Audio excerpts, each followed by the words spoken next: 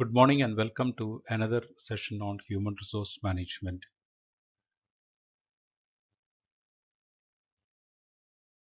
Today I will be dealing with Module 3 Part 1.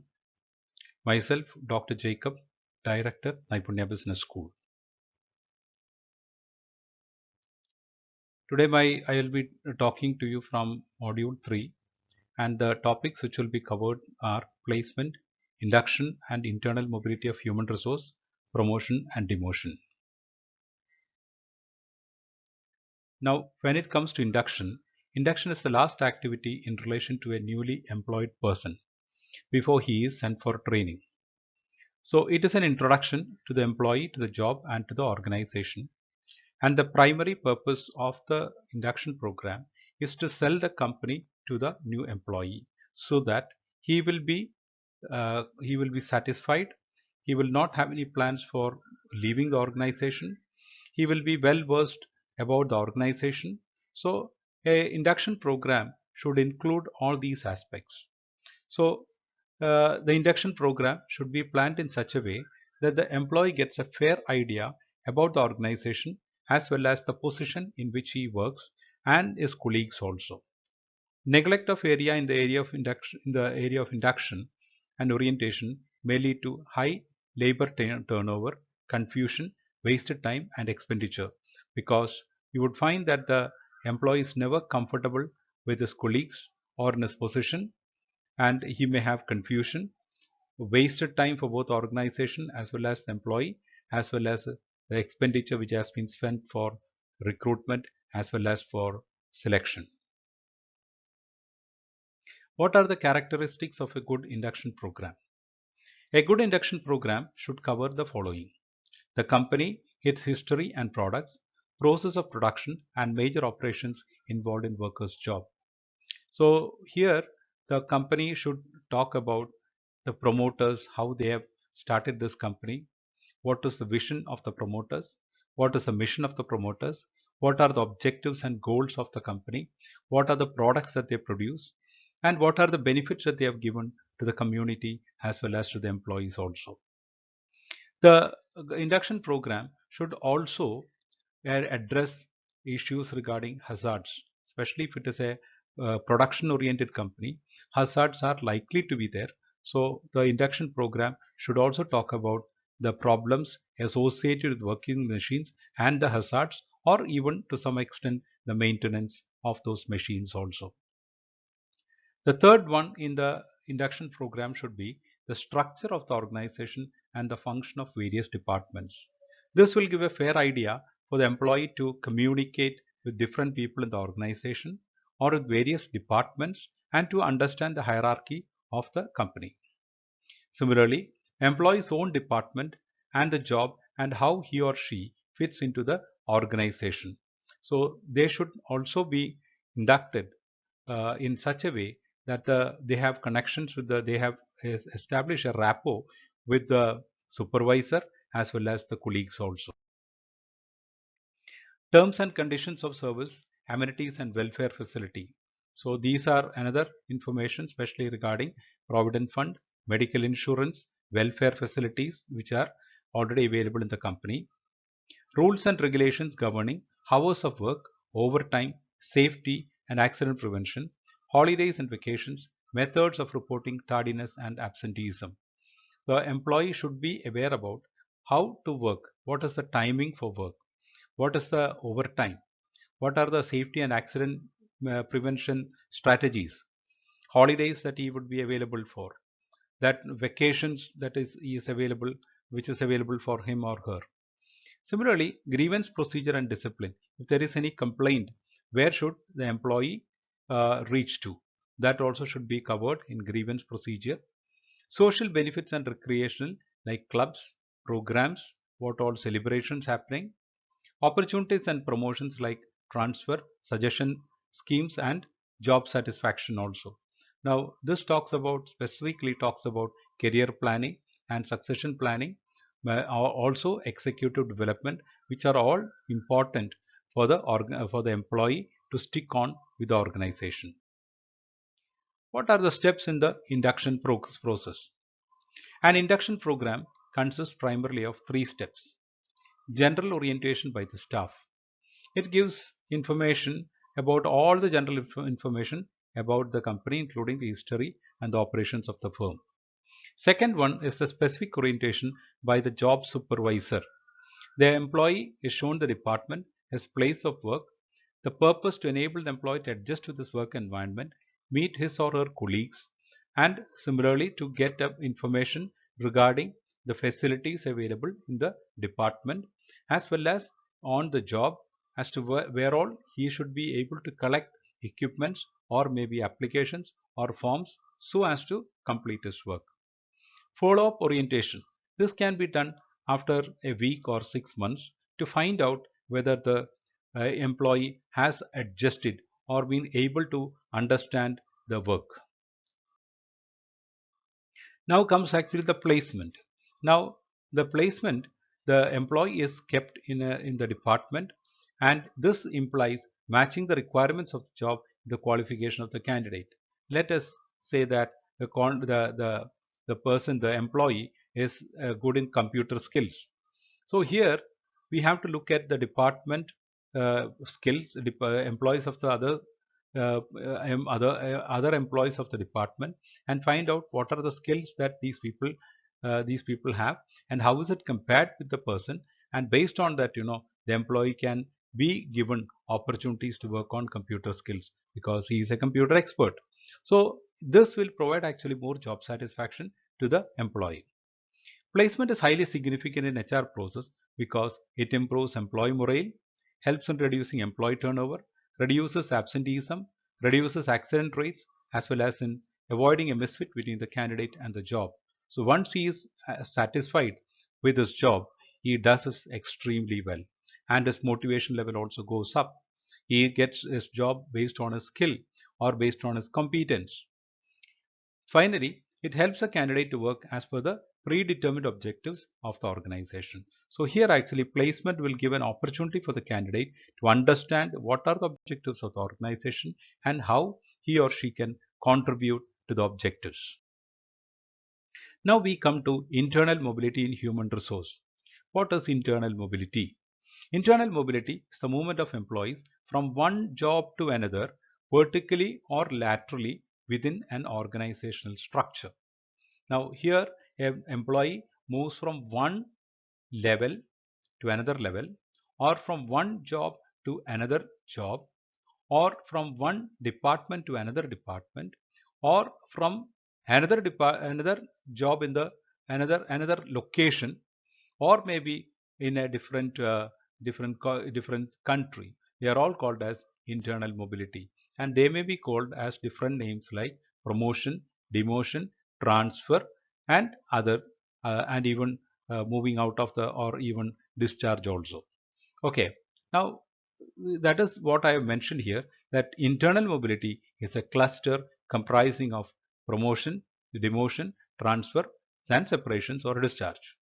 Now, this movement can take place between specific areas, departments, divisions, establishment, country, or in multiple establishments also. What are the purposes of mobility? There are essentially four reasons for having internal mobility. One, to improve organizational effectiveness. An example is a person who is having skill and competence has to be promoted to a higher level. This will definitely bring in organizational effectiveness. To maximize employee efficiency, a person who has got a specific skill can be transferred into another department where that skill is deficient. So it will maximize employee efficiency. To cope with the changes in operations, especially when the organization changes in operation in country, or maybe within the country sometime, or maybe the process, there also employee there also internal mobility is required. For example, when we had the State Bank of India and its associate banks being merged together into one entity, there were a lot of employees who have been transferred to change in the operation due to operational requirements. Changes in operation, we can say a very good example will be State Bank of India and associate banks merger. And the last one is to ensure discipline. Now, sometimes if an employee is not able to work together with another and goes on to regular conflicts with the employee due to his or her issues, then also a person can be transferred. Similarly, there may be cases of misappropriation or maybe fraud or certain criminal offenses also. People can be transferred or people can be demoted. So they are all important purposes for mobility, internal mobility. Now let us look at the first internal mobility, promotion. According to Clothier and Sprigel, promotion is the transfer of an employee to a job which pays more money or one that carries some preferred status. So here Clothier and Sprigel has mentioned one, the transfer of an employee to a job which pays financially or gives actually a status. Okay, now what is promotion? Again, other definitions say that it is an upward movement. That means preferred status improves, leading to greater responsibility, higher status, and better salary. Now, the third one is promotion may be temporary or permanent depending upon the organizational requirement. Especially in the death of an employee, another person may be promoted to that place temporarily to cover up actually the loss of the employee or to head a particular department. The purpose and advantages of promotions are: 1. To recognize employees' performance and commitment and motivate him towards better performance. So the promotion will recognize actually an employee's work potential, and based on that you promote him so that he becomes more motivated and committed. Develop a competitive spirit among employees for acquiring knowledge and skills for higher level jobs. So here, when there is a promotion opportunity in the company, you will find that everyone will compete to get a promotion. Retain skilled and talented employees. If there is no promotion, some of the people may get demotivated. As a result, they may move out of the company. So promotion retains skilled and talented employees. Reduce discontent and unrest. Because of no career opportunities available in the company, employees may get discontent and they may become unrest and leading to attritions. Utilize more effectively the knowledge and skills of employees. For example, people with higher knowledge or competence can be used effectively in higher positions. And finally, attract suitable and competent employees to the company also. When you promote, when the organization promotes employees, vacancies will be there and it can attract suitable and competent employees from other companies also. What are the different types of promotions? There are a few different types of promotions which I'll be mentioning. One is called as multiple chain promotion. It provides a systematic linkage of each position to several others. Usually found in PSUs and government institutions, you will find that after being in a particular position for a few years, a person will get automatically promoted. Up or out promotion. In this case, an employee either earns a promotion inside the organization or seeks employment in another organization in a better position. So either it is up promotion means a person gets a promotion and works in the same organization, and out promotion means a person is getting a higher post but not in the same organization. He resigns and he leaves the company on a better or a higher position. Drive promotion. In this type of promotion, there is no increase in salary but an increase in preferred status. I would also like to say that there are drive promotions also where increase in salary will be there and position remains the same. That also happens with some of the public sector units. Basis of promotion. What are the basis of promotion? There have been regular discussions about what should be the basis of promotion, whether it's seniority or whether it is merit or a combination of seniority and merit. So let us look at seniority as a basis. Now seniority as a basis means It is a length of service that the person has in an organization through which he is promoted, usually followed by many of the government organizations. Advantages are relatively easy to measure because the length of the service can be easily measured, simple to understand because every 3 years or 5 years a person can be promoted, or based on the seniority the person can be promoted, very easy to understand. Then reduces labor turnover and provides sense of satisfaction to senior employees. Senior employees will feel that after a certain period of time I will get promoted, and as a result they will be satisfied. Now, what are the disadvantages? One of the disadvantages is that senior employees may not learn new jobs, since they already know that they will be getting promotion without learning any skills, without learning any new skills or maybe competence. They will not study any jobs, or they do not learn any skills also. Then another disadvantage is performance and potential of employee is not recognized. Now, even if a person has got a higher potential, that may not be recognized.